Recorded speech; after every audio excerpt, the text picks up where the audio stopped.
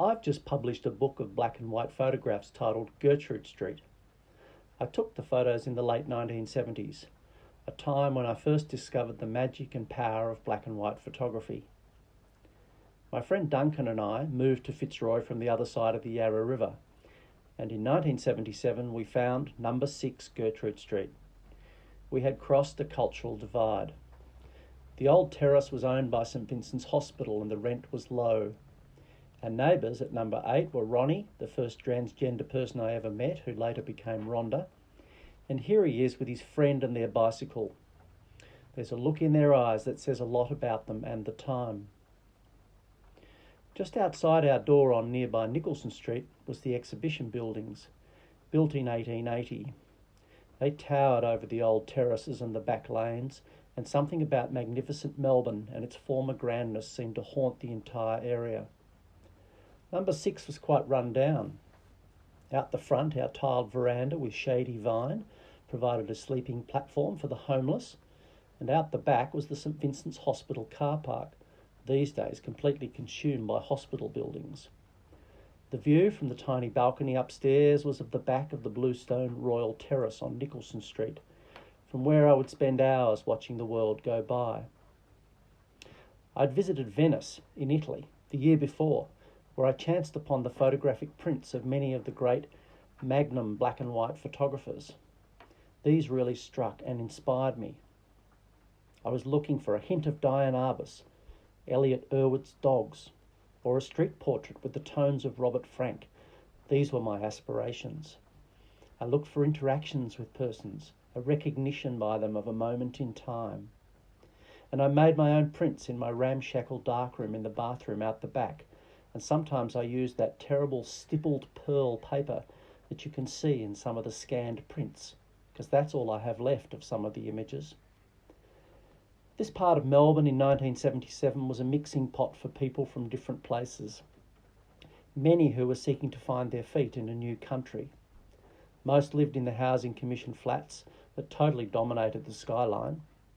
They housed 3,500 residents, mainly from Chile, Turkey and Yugoslavia, as it then was, and their kids played in the adventure playground. Gertrude Street and the notorious Champion Hotel had a long history as a watering hole for crims and police alike, and so it was no accident that they chose Gertrude Street as the set for the film Squizzy Taylor, the story of the most notorious Melbourne gangster of the 1920s. On the opposite corner was a meeting place, particularly for Aboriginal people coming in from the country. The only pub that would accept Aboriginal people in those days was the Builders Arms, further down Gertrude Street, and that's where all the Aboriginal people met, drank and played pool. The Aboriginal Health Service and Legal Service were nearby, having been started in the early 70s. These were the Whitlam years. Down the lanes and the small streets running off Gertrude Street were boarding houses, church offices and social welfare support organisations. No trendy cafes, just a few small shop fronts that provided simple gathering spaces where men could play cards, drink coffee and just socialise. And then there was the Grand Brotherhood of St Lawrence shop in Brunswick Street, right across from the flats. The shop had actually moved around the corner from its very first location in Australia in 1938, in Gertrude Street.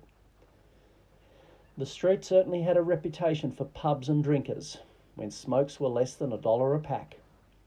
No less than 14 pubs were built in Gertrude Street between 1851 and 1857, a street no more than 900 metres long.